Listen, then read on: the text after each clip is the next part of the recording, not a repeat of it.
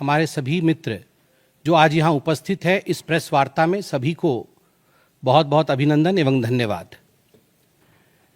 यह press conference आज एक गर्व से भर देने वाला क्षण है, क्योंकि यह कोई साधारण प्रेस कॉन्फ्रेंस नहीं है। मैं बैठा जरूर भारतीय जनता पार्टी के कक्ष में हूं, हेड ऑफिस में हूं, मगर मुझे लगता है मैं केवल एक भारतीय जनता पार्टी के प्रवक्ता के नाते नहीं, केवल भारतीय जनता पार्टी के एक सांसद या कार्यकर्ता के नाते नहीं, एक भारतीय के नाते, एक इंडियन के नाते आज ये प्रेस कॉन्फ्रेंस कर रहा हूं। क्योंकि जिस प्रकार का टेरर डेमोलिशन, जिस प्रकार आतंकवाद का खात्मा बीते कुछ दिनों में हमने भारतवर्ष में देखा है, भारतवर्ष ने जिस प्रकार से पाकिस्तान में आतंकी अड्डों को ऑपरेशन सिंदूर के माध्यम से समाप्त किया है, वह अपने आप में पूरे विश्व में एक संदेश भेजता है, एक निर्णायक संदेश। आतंकवाद के खिलाफ लड़ाई के विरोध, आतंकवाद के खिलाफ एक निर्णायक संदेश। इसलिए आज का ये प्रेस कॉन्फ्रेंस, इसको संबोधित करते हुए मुझे गर्व की अनुभूति हो रही है। अदम्य साहस का परिचय दिया है भारत की सेना ने, अदम्य साहस। आज भारतीय जनता पार्टी और हम सभी कार्यकर्ता, आज सारा भारत धन्यवाद करता है भारत की आर्मी का, भारत की सेना का, भारत की एयरफोर्स का, भारत की नेवी का और उन तमाम जाबाज सेनानियों का जिनके कारण आज ऑपरेशन सिंदूर सफल हुआ है। अगर सही मायने में देखा जाए तो ऑपरेशन सिंदूर और उसके विषय में पूरा हिंदुस्तान आज जानता है, क्योंकि कई प्रेस कॉन्फ्रेंसेस हुए। कल भी तीनों डीजीएमओ ने मिलकर के देश को संबोधित किया और तमाम तथ्य जो देश जानना चाहता था उसे उन्होंने हमारे समक्ष रखा। मगर मुझे लगता है कि एक आम नागरिक के भाषा में, बहुत साधारण भाषा में आज मैं आपको बताना चाहूंगा कि ये जो ऑपरेशन सिंदूर हुआ है, किस प्रकार से इससे हिंदुस्तान आतंकवाद के खिलाफ लड़ने में एक निर्णायक भूमिका हिंदुस्तान ने अदा किया है।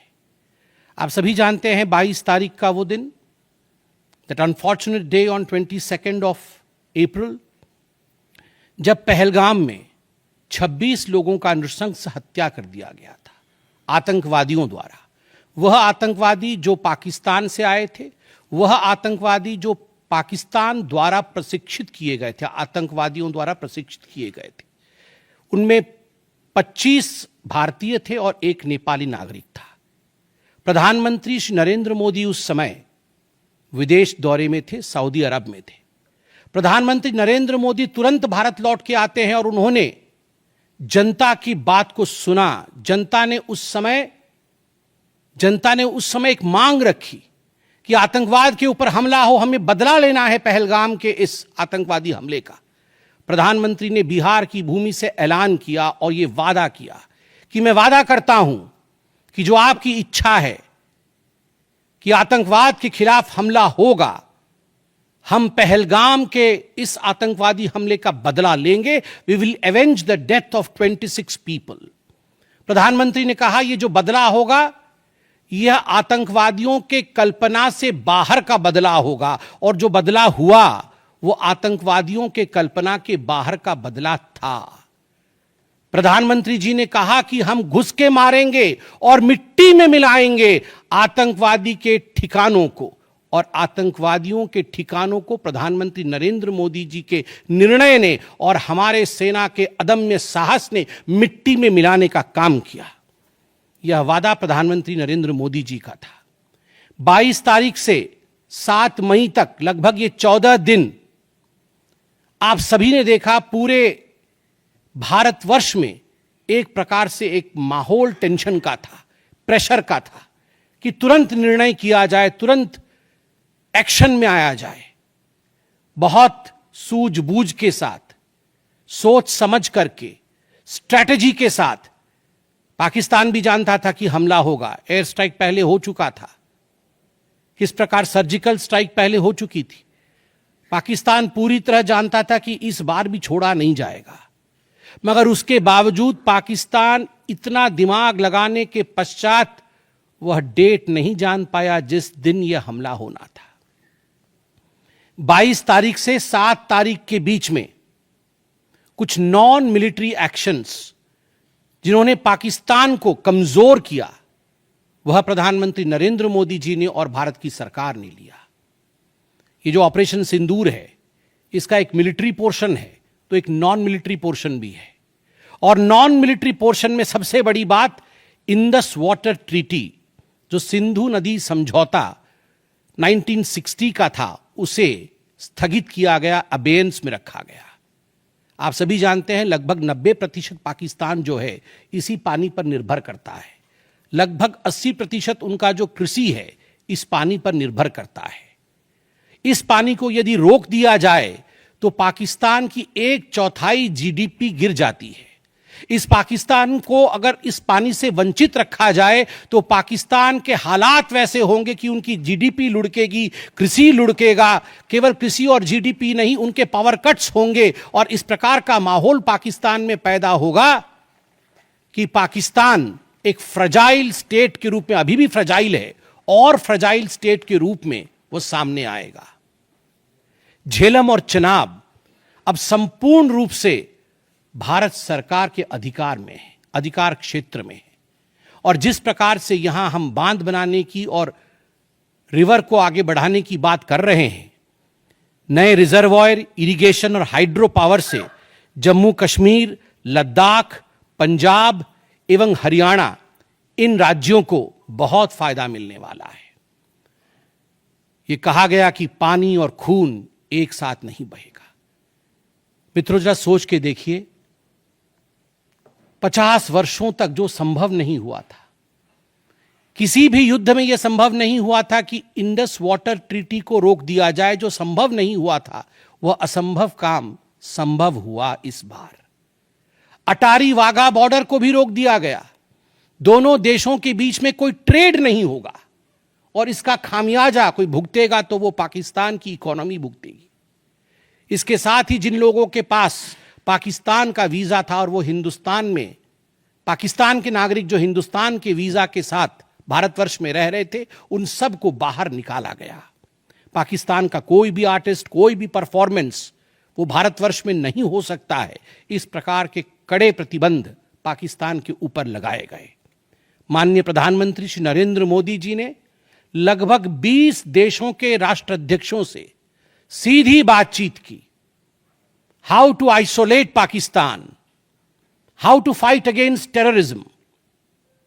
और सबसे बड़ी बात है, तमाम देशों ने भारत का समर्थन किया। सऊदी अरब, यूएई, यूएस, आप सोचिए इस्लामिक वर्ल्ड के बड़े देश हैं सऊदी अरब और यूएई, इन्होंने भारतवर्ष का पूर्णतः समर्थन किया। जिस समय पहलगाम का हमला हुआ था, माननीय प्रधानमंत्री सऊदी अरब में थे।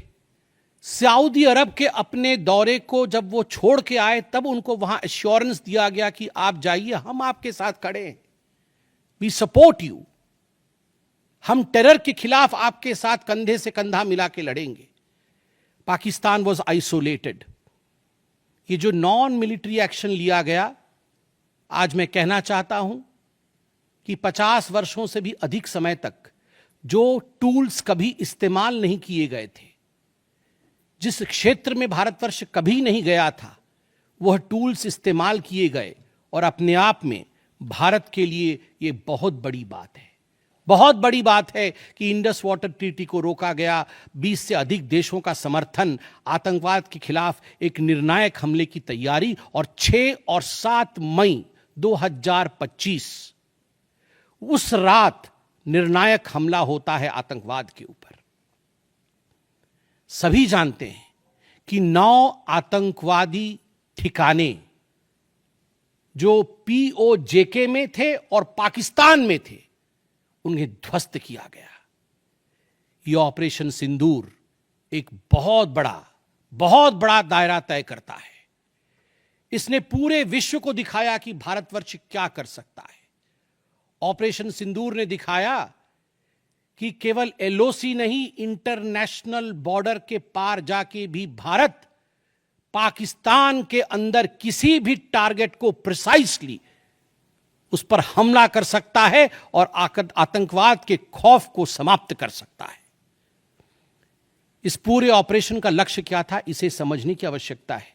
लक्ष्य क्या था? क्या हमने लक्ष्य की पूर्ति की? What was the aim of operation Sindoor? Did we achieve what we aimed for? क्या लक्ष्य था? नंबर 1 लक्ष्य था आतंकवादी ठिकाने जो दूर दराज इलाके में हैं पाकिस्तान में, जहां आज तक कोई नहीं पहुंच पाया, जहां आज तक पाकिस्तान के आतंकवादियों को लगता था कि वो सुरक्षित हैं, वहां तक पहुंचना यह लक्ष्य था। दूसरा लक्ष्य था आतंकवादियों को ढेर करना, मार देना। तीसरा लक्ष्य था इन टारगेटों को जमींदोज करना, उन्हें मिट्टी से मिला देना। चौथा लक्ष्य था इस पूरे काम को करते हुए कोई भी सिविलियन, उसके ऊपर किसी प्रकार से कोई इंजुरी नहीं होना। और अंतिम लक्ष्य था किसी प्रकार के मिलिट्री, जो पाकिस्तान का मिलिट्री या सैन्य बेस हो, उसके ऊपर हमला नहीं करना। अर्थात यह लड़ाई आतंकवाद के खिलाफ थी। यह लक्ष्य था ऑपरेशन सिंदूर का। This was a fight against terrorism and terrorists. क्या हम लक्ष्य को पा पाए? आप देखिए, जब यह हमला हुआ तो 9 ठिकाने ध्वस्त हुए, उनमें 5 POJK में थे, पाक ऑक्यूपाइड जम्मू कश्मीर में, और 4 पाकिस्तान में थे। सबसे बड़ी बात है, पहली बार पंजाब प्रोविंस, जो कि पाकिस्तान का एक बहुत स्ट्रेटेजिक लोकेशन है, पंजाब प्रोविंस उनका हृदय है पाकिस्तान का, उसके अंदर भारतवर्ष घुस करके आतंकवादियों का सफाया करता है। यह अपने आप में छोटी बात नहीं है। This is a big achievement as far as Operation Sindoor is concerned. लश्कर तैयबा, जैश मोहम्मद, हिजबुल मुजाहिदीन, इनके ठिकाने ध्वस्त होते हैं। और मैं यहां वो नाम पढ़ना चाहूंगा। ये जो 9 नाम है, 9 आतंकवादी ठिकाने, मैं आज देश से अपील करना चाहूंगा, तमाम भारतीयों से अपील करना चाहूंगा कि ये नाम हमें स्मरण करना है। आने वाले 100 वर्षों तक हमें इन नामों को याद दिलाते रहना है, दोहराना है।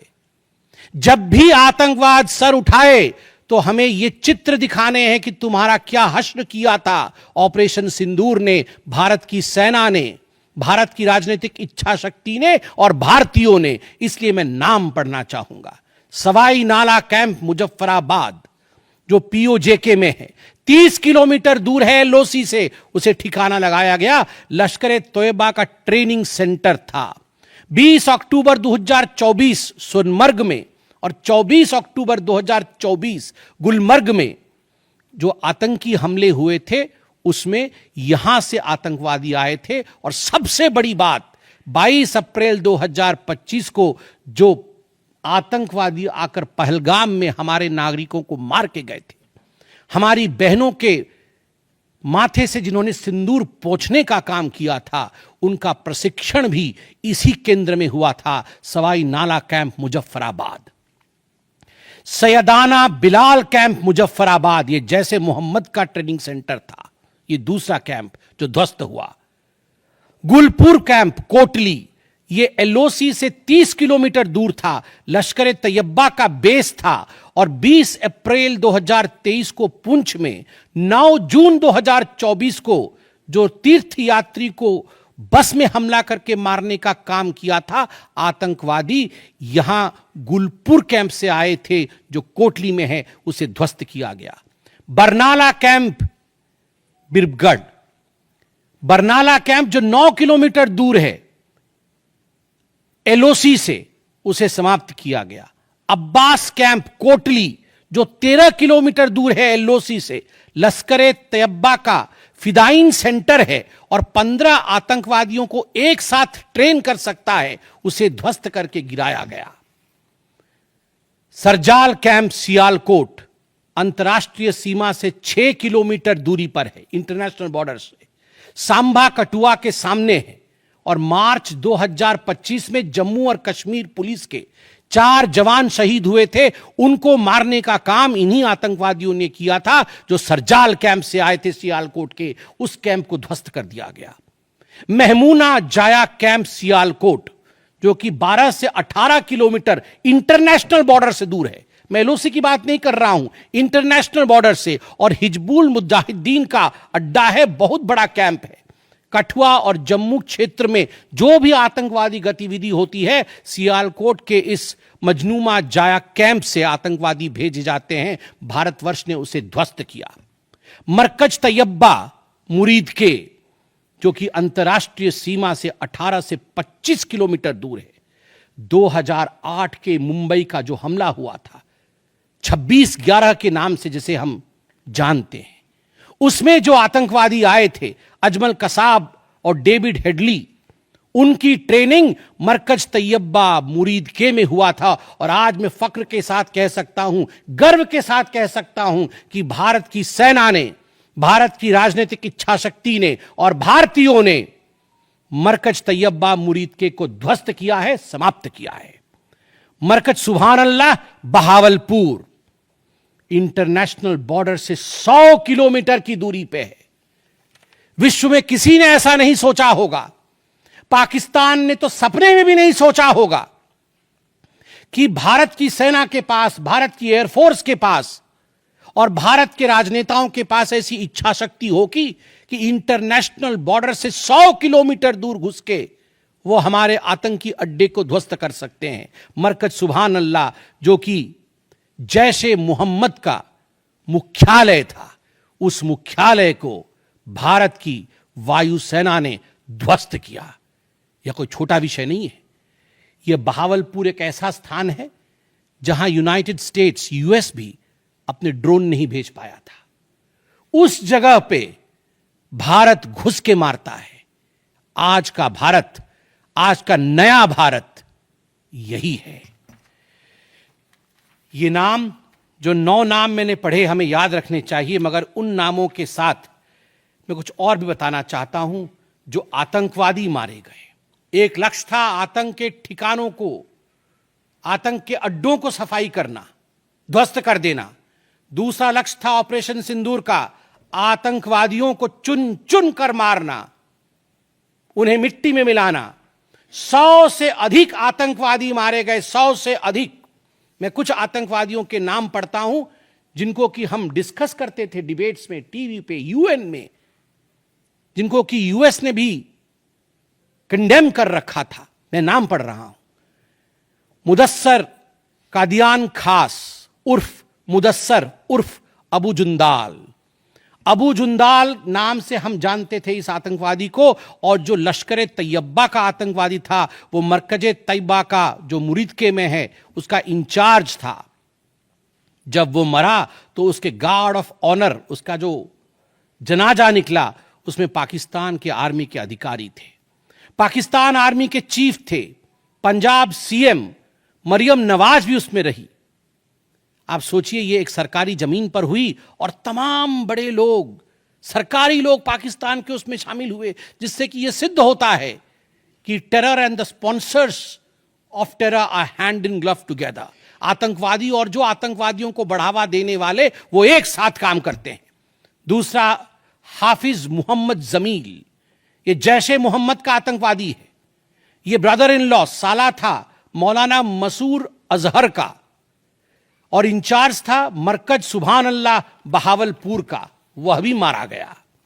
तीसरा आतंकवादी मोहम्मद यूसुफ अजहर उर्फ उस्ताद जी उर्फ मोहम्मद सलीम उर्फ घोशी साहब, जैसे मोहम्मद का नामी आतंकवादी, और यह भी मौलाना मसूद अजहर से जुड़ा हुआ था, और यह वेपन ट्रेनिंग देता था जैशे मोहम्मद का। और सबसे बड़ी बात, IC 184 के हाईजैकिंग में इसका हाथ था।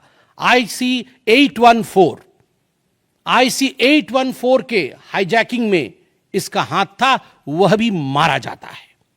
चौथा आतंकवादी खालिद उर्फ अबू अक्स का।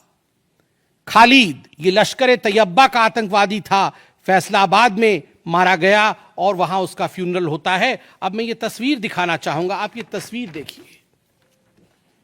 ये तस्वीर कोई साधारण तस्वीर नहीं है, यह तस्वीर है उन आतंकवादियों का जिनका जनाजा निकला। और इस तस्वीर में मैं दिखाना चाहूंगा कि ये जो खड़ा है सामने व्यक्ति, इस व्यक्ति का नाम है, ये एलईटी का कमांडर है, लश्कर तैयबा का कमांडर है अब्दुल रऊफ।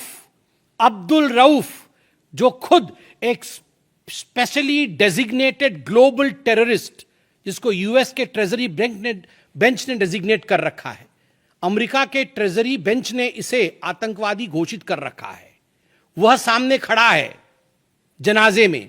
और उसके पीछे जो खड़े हैं, मैं एक एक करके नाम पढ़ता हूं। लेफ्टिनेंट जनरल फैयाज हुसैन शाह, जो कि लेफ्टिनेंट जनरल है पाकिस्तान आर्मी के। मेजर जनरल राव इमरान सरताज, जो कि मेजर जनरल है पाकिस्तान आर्मी के। ब्रिगेडियर मोहम्मद फुरकान शब्बीर, पाकिस्तान आर्मी के। Doctor Usman Anwar, IGP Punjab. और Malik Sohaib Ahmad Barth, member of provincial assembly of Punjab. ये बड़े बड़े लोग, तथाकथित सरकार के बड़े बड़े लोग, पाकिस्तान के आतंकवादियों के जनाजा में शामिल होने आए हैं। और जनाजे को लीड कर रहा है एक आतंकवादी, डेजिग्नेटेड आतंकवादी। और आप देखिए ये बिफोर और आफ्टर, ये जितने भी मैंने आपको अभी आतंकवादी ठिकानों का नाम बताया, किस प्रकार उनकी परिस्थिति थी और क्या उनकी परिस्थिति हुई, यह इस तस्वीर से हम देख सकते हैं। तो उद्देश्य मैं बता रहा था, ऑपरेशन सिंदूर का उद्देश्य बहुत स्पष्ट था। उसका उद्देश्य था आतंकवाद के ठिकाने को ध्वस्त करना, आतंकवादियों को मारना और आतंकवाद के खिलाफ एक संदेश भेजना। और उसमें हम सफल हुए। पहली बार एक बात पूरे विश्व ने देखा कि पाकिस्तान का हर इंच भारत के पहुंच के अंदर है। कोई कोना पाकिस्तान का ऐसा नहीं है जो भारत के पहुंच से बाहर हो। और आप सोच के देखिए, पाकिस्तान का एयर डिफेंस सिस्टम फेल हो जाता है। पाकिस्तान का एयर डिफेंस सिस्टम फेल हो जाता है जिस समय 6 और 7 के रात के बीच ये पूरी कार्यवाही हो रही थी। रफाल विमान द्वारा स्काल्प और हैमर मिसाइल्स के माध्यम से 23 मिनट के अंदर, 23 मिनट्स के अंदर एक विंडो था, जिस विंडो के अंदर ये 9 के 9 आतंकवादी ठिकाने उन्हें ध्वस्त कर दिए गए। 23 मिनट में पूरा विश्व ने देखा कि भारत क्या कर सकता है।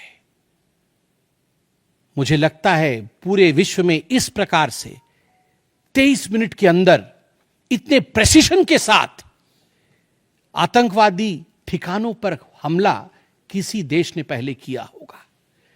और जब यह पूरा एक्सरसाइज समाप्त हुआ, उसके बाद जब हमारे एमईए ने, हमारी आर्मी ने प्रेस कॉन्फ्रेंस किया, तो उसमें कुछ 4 शब्द बहुत महत्वपूर्ण थे। वो 4 शब्द हैं controlled, precise, measured, non escalatory. हमने ये जो 9 अड्डे ध्वस्त किए वो कंट्रोल्ड तरीके से ध्वस्त किए। प्रिसाइज, कोई सिविलियन अड्डा या कोई मिलिट्री टारगेट नहीं था, प्रिसाइज टारगेट था, आतंकवादी ठिकाने, उनको ध्वस्त कर दिए। मेजर्ड, जितना ध्वस्त करना था उतना ध्वस्त किया, उसके अगल बगल के किसी स्ट्रक्चर को ध्वस्त नहीं किया। जहां आतंकवादी थे उनके ठिकाने में घुस के उनको मार के निकले। और नॉन एस्केलेटरी मतलब युद्ध को बढ़ाने वाला नहीं, नॉन एस्केलेटरी, क्योंकि the primary escalation was Pahalgam. जो मूल एस्केलेशन था वो 22 अप्रैल को पहलगाम में पाकिस्तान ने किया था। हमने रिएक्ट किया नॉन एस्केलेटरी। ये 4 शब्द अपने आप को परिभाषित करते हैं कि ऑपरेशन सिंदूर का लक्ष्य क्या था।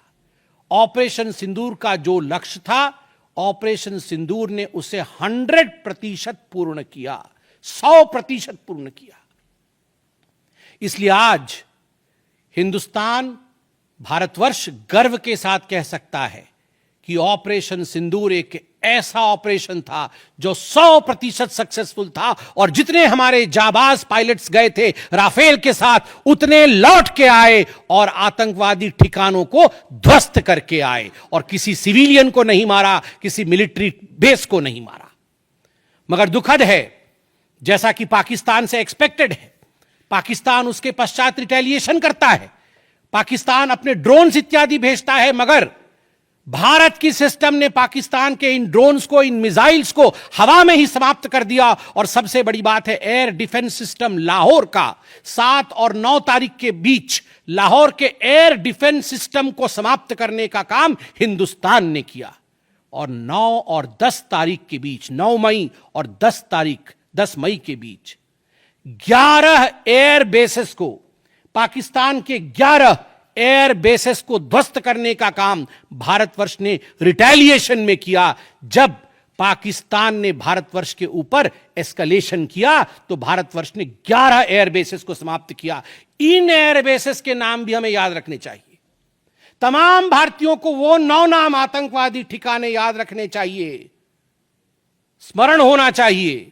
और ये जो 11 एयरबेस हैं, हिंदुस्तान अपने पर आ जाए तो क्या कर सकता है अपने लोगों को बचाने के लिए। ये 11 नाम भी मैं पढ़ता हूं। नूर खान, ये नूर खान वह एयरबेस है जहां पर एयर टू एयर रीफ्यूएलिंग करने की क्षमता है। हवा में उड़ रही हो अगर आपका विमान, तो एयर टू एयर रीफ्यूएलिंग यही नूर खान से हो सकती है। जब भारत ने नूर खान को ध्वस्त किया तो जो जहाज थे पाकिस्तान के, उनके पास वो क्षमता नहीं रही कि वो हवा में अधिक समय तक युद्ध कर सके, उन्हें नीचे उतरना ही पड़ा। नूर खान, रफीकी, मुरीद, सुक्कूर, सियालकोट, पसरूर, चुनियान, सरगोदा, स्कारू, भुलारी और जकोबाबाद, ये तमाम मैं फोटोज लेके आया हूं। जकोबाबाद का ये फोटो देखिए, क्या था पहले और क्या हुआ बाद में, क्या था पहले और क्या हुआ बाद में, आप देख सकते हैं परखच्चे उड़ गए। यह है प्रिसीशन ऑफ इंडियाज अटैक। तमाम फोटो हैं यहां पे, किस प्रकार से हमने एक एक करके उनके एयर बेसेस को समाप्त किया। आप देख सकते हैं सारे एयर बेसेस के हम फोटो लेके आए हैं, जकोबाबाद से लेके बाकी तमाम। क्योंकि आपने ये सब देखा हुआ है, मैं अधिक समय नहीं लूंगा। आर्मी ने आपको दिखाया है, डीजीएमओज ने आपको दिखाया है, इसलिए मैं इसको आपको दिखा के दोबारा, I would not like to take much time, but मैं रिमाइंड करना चाहूंगा कि 11 एयर बेसेस को हमने ध्वस्त किया। और इसमें एक बड़ा विषय है, पहली बार विश्व में किसी देश ने एक न्यूक्लियर कंट्री के अंदर घुस करके उनके एयर बेसेस को समाप्त करने का काम किया। पाकिस्तान एक न्यूक्लियर कंट्री है, उसके अंदर घुस करके उनके एयर बेसेस को 20% पाकिस्तान के एयरफोर्स के इंफ्रास्ट्रक्चर को भारतवर्ष ने नाकाम कर दिया। 20% of PAF's infra was destroyed by India. Just imagine, एक न्यूक्लियर कंट्री है, उसमें घुसकर मारना, यह अपने आप में पूरे विश्व में पहला इंस्टेंस है। और भुलारी एयरबेस में 50 PAF पाकिस्तान एयरफोर्स के जवान मारे गए, जिसमें स्क्वाड्रन लीडर उस्मान यूसुफ भी मारे गए। कुल मिलाकर के 9 आतंकी ठिकाने, 11 एयरबेस, 100 से अधिक आतंकी, 50 जवान और अपनी इज्जत, यह पाकिस्तान ने खोया है। I repeat, what Pakistan has lost via operation Sindoor. 9 आतंकी ठिकाने, बड़े बड़े आतंकी ठिकाने, 11 एयरबेस, 100 से अधिक आतंकवादी, 50 से अधिक जवान और अपनी इज्जत, यह पाकिस्तान ने खोया है। यह झटका पाकिस्तान सह नहीं पाया और उनके डीजीएमओ का 10 तारीख को ही फोन आया। और उसके पश्चात मैं कहूंगा यह सीज फायर नहीं, यह एक अंडरस्टैंडिंग है। यह एक अंडरस्टैंडिंग है कि यदि भविष्य में किसी प्रकार का कोई भी आतंकी हमला होता है तो ये अंडरस्टैंडिंग तोड़ दी जाएगी। हमने करके दिखाया है, जो पहले कभी नहीं हुआ था वो हुआ है इस बार, अंदर घुस के मारा है हमने, ये एक अंडरस्टैंडिंग है। और सबसे बड़ी बात है, पाकिस्तान में उनके मौलाना, उनके मौलवियों ने पाकिस्तान का साथ नहीं दिया, मगर हिंदुस्तान की एकता देखिए, हिंदुस्तान का भाईचारा देखिए। पूरा देश एक होकर खड़ा हुआ, पूरा देश सेना के पीछे, सेना के अदम्य साहस के पीछे, हमारी राजनीतिक इच्छा शक्ति के पीछे पूरा भारत एक होकर खड़ा हुआ। और आज मैं कहना चाहता हूं कि आज पाकिस्तान पूरे विश्व में अलग थलग पड़ा है। पहले भी ऐसे वक्त थे, अनेकों प्रयास भारतवर्ष करता था। पहले हम सबूत देते थे, प्रयास करते थे डोजियर के माध्यम से पाकिस्तान को प्रूफ दे आतंकवाद का। वो डोजियर लेती थी मगर उस पर काम नहीं करती थी। मगर आज नए भारतवर्ष ने पाकिस्तान को बख्शा नहीं है। आतंकवाद के खिलाफ एक निर्णायक लड़ाई हुई है और प्रधानमंत्री जी ने स्पष्ट कहा है, वहां से यदि गोली आती है तो यहां से गोला जाएगा। इसी के साथ मैं अपने वक्तव्य को समाप्त करता हूं। कोई प्रश्न हो तो अवश्य पूछें। कमलेश जी, इसमें कोई दोमत नहीं है कि भारतीय सेना ने पराक्रम दिखाया है और भारतीय सेना ने अच्छा शक्ति दिखाई है, लेकिन इस पूरे मूवमेंट में अपोजिशन पार्टी का भी आपको साथ है। वही अपोजिशन पार्टी अब कर रही है, इंदिरा गांधी की उनको याद आती है और पार्लियामेंट के सिस्टम की बात। देखिए, मुझे लगता है आज का दिन पूरे भारत का दिन है। मैं ऐसा नहीं कहूंगा कि आज मैं भारतीय जनता पार्टी के प्रवक्ता के नाते कह रहा हूं। मैंने शुरू में ही कहा था, आज मैं भारतवर्ष के एक साधारण नागरिक के रूप में जो अदम्य साहस हमारे सेना ने दिखाया है उसका विवरण किया। पाकिस्तान ने क्या खोया है और हिंदुस्तान ने क्या पाया है वो मैंने आपको दिखाया है। इसमें तमाम पॉलिटिकल पार्टी ने एकजुटता दिखाई, यह भी अपने आप में एक बहुत बड़ी अचीवमेंट है, बहुत बड़ी बात है। और आज मैं नहीं चाहता हूं मैं किसी की आलोचना करूं, और मैंने कहा कि विगत दिनों में वह भी एक प्रयास था जहां हम प्रूफ देने की कोशिश करते थे, हम डोजियर इत्यादि देते थे, हम 26/11 भी हुआ था, उस समय भी हमने प्रयास किया था कि हम पाकिस्तान को समझाएं कि देखो तुम्हारे आतंकी आके क्या कर रहे हैं हमारे देश में, मगर पाकिस्तान मानता नहीं था। पाकिस्तान को लगता था कि they can take India for granted. मगर अब परिस्थिति बदले हुए हैं, अब कोई हिम्मत नहीं कर सकता है इंडिया के ऊपर आंख उठा के देखने का। आमोद राय। समीर जी, बहुत सफलता से काम किया है हमारी आर्मी और सेना ने, लेकिन जो एक नैरेटिव बनाया गया है उसके तहत ऐसा लगता है कि अभी और करने की आवश्यकता थी। एक जो मनोबल है लोगों का, ऐसा लगा है कि वो और हो सकता था, हुआ नहीं। दूसरा, अमेरिका का जो हस्तक्षेप है उसको और बदल देता है। तो आपके अपने जो चाहने वाले लोग हैं वो भी थोड़ा। आपके दो प्रश्न हैं।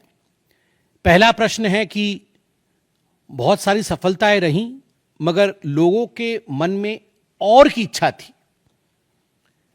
दूसरा प्रश्न हस्तक्षेप को लेकर है। मैं दोनों का सटीक उत्तर दूंगा। नंबर 1, मैंने आपको इस प्रेस कॉन्फ्रेंस के माध्यम से आरंभ में ही बता दिया कि ऑपरेशन सिंदूर का लक्ष्य क्या था।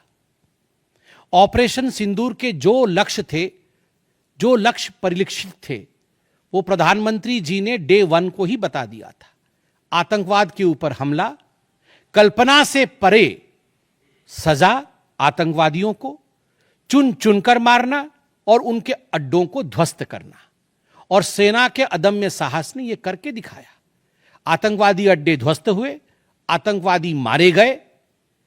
यह हमारा परिलक्षित लक्ष्य था। हमने अपने लक्ष्य को प्राप्त किया। और जिस समय एस्केलेशन भी नहीं हुआ था उससे पहले ही हमने वो जो 4 शब्द प्रयोग किए, जिसका मैंने यहां विवरण रखा कि कंट्रोल्ड था, मेजर्ड था, प्रिसाइज था, नॉन एस्केलेटरी था, तो भारतवर्ष ने अपने लक्ष्य को पहले से ही निर्धारित किया हुआ था। इसलिए आपका यह कहना कि कुछ और होना था, मुझे लगता है कि हमने जो करना था वो हमने पहले भी कहा, करके भी कहा और उसे 100% हासिल किया। Operation Sindoor was 100% successful operation. 100% सफलतापूर्वक किया गया एक मुहिम था, एक ऑपरेशन था ऑपरेशन सिंदूर। जनेंद्र, सर, जो आपसे पूछा भी गया वो दूसरा दौर का एक बार सवाल उठ रहे हैं और खासतौर पर शुरुआत हुई कि ट्रंप ने ऐलान किया इस सीज फायर को लेकर। कांग्रेस इसको लेकर सवाल उठा रही है और बल्कि इसमें जस्ट एक जोड़ दूं कि जो एक बीएसएफ का जवान पाकिस्तान की कस्टडी में है उसको लेकर कांग्रेस जो है डोनाल्ड ट्रंप से सवाल पूछ रही है कि वो कब रिहा होगा। इस पर आप क्या जवाब देना चाहेंगे? देखिए, पहली बात तो है, जहां तक मध्यस्थता इत्यादि का विषय है, मैंने बहुत स्पष्ट रूप से कहा अभी, जितना मेरे डोमेन में नॉलेज है, और डीजीएमओज ने अपने प्रेस कॉन्फ्रेंस में एक बार नहीं कई बार कहा कि फोन हमारे डीजीएमओ को पाकिस्तान के डीजीएमओ का आया था। पाकिस्तान के डीजीएमओ ने कहा कि there should be some kind of stoppage, और चूंकि हमारा लक्ष्य पूर्ण हो चुका था, हम तो शुरू से ही एस्केलेशन के फेवर में नहीं थे, एस्केलेशन नहीं होना चाहिए था, नॉन एस्केलेटरी था। पाकिस्तान के डीजीएमओ ने फोन किया। दूसरे देशों का फोन, जहां तक दूसरे देशों का फोन आने का सवाल है, देखिए ऐसी परिस्थितियों में तमाम देश एक दूसरे को फोन करते हैं, सभी देश एक दूसरे को फोन करते हैं, क्या मदद कर सकते हैं, किस प्रकार से कूल डाउन हो सकता है, इस विषयों पर चर्चा होती है। भारतवर्ष यूक्रेन भी फोन करता है, भारतवर्ष रशिया भी फोन करता है, सब जगह फोन करते हैं, हर कोई एक दूसरे को फोन करता है। इसमें किसी प्रकार का मगर संशय नहीं है कि डीजीएमओ पाकिस्तान ने फोन किया भारतवर्ष के डीजीएमओ को सीज फायर डिमांड करते हुए, रिक्वेस्ट करते हुए, डिमांड नहीं रिक्वेस्ट करते हुए। और कोई प्रश्न? दृष्टि, दृष्टि, एक मिनट सर, एक मिनट दे दूं, जवाब दे दूंगा। दृष्टि, सर, आपने अभी कहा कि सफलतापूर्वक अंजाम दिया ऑपरेशन सिंदूर को, लेकिन वायुसेना ने कहा है कि ऑपरेशन अभी जारी है। बिल्कुल, ऑपरेशन अभी जारी है, और मैंने कहा, माननीय प्रधानमंत्री जी ने स्वयं कहा है, गोली आएगी तो गोला जाएगा। तो अगर गोली आएगी तो गोला जाएगा, तो इसलिए ऑपरेशन सिंदूर समाप्त नहीं हुआ है। इंतजार कि अगर आंख उठाया तो उसका जवाब दिया जाएगा। देखिए, ये आपको क्या लगता है, इन प्रश्नों का जवाब कि जंग के लिए हमारी क्या तैयारी है, इसका जवाब प्रवक्ता देंगे। इसका जवाब तो जहां उचित फोरम में होना चाहिए वो देंगे। सर, आपने अभी एनई की बात कही, तो हमारे विदेश सचिव हैं विक्रम मिस्री, जब से इस बार का अनाउंसमेंट हुआ है, उनको ऑनलाइन ट्रोलिंग जो उनके पास हो रही है, उनको अपना अकाउंट प्राइवेट करना पड़ा। इस पर भारतीय जनता पार्टी और आप ऐसे मुद्दे किस पर है? देखिए, मैं बहुत स्पष्ट रूप से बता दूं, ये आज की जो प्रेस कॉन्फ्रेंस हो रही है ऑपरेशन सिंदूर को लेकर हो रही है, उसके सफलता को लेकर हो रही है, और तमाम लोग जो ऑपरेशन सिंदूर से जुड़े हुए थे, चाहे वो सेना हो, चाहे वो हमारी राजनीतिक घटक हो, चाहे वो हमारे ब्यूरोक्रेट्स हो, उन सभी का सलाम है। उन सबको हम रेस्पेक्ट के साथ देखते हैं। और सही बात है, सोशल मीडिया एक टूल जरूर है, मगर सोशल मीडिया के आधार पर यह कह देना कि किस प्रकार से देश आगे बढ़ेगा, ये निर्णय नहीं हो सकता है।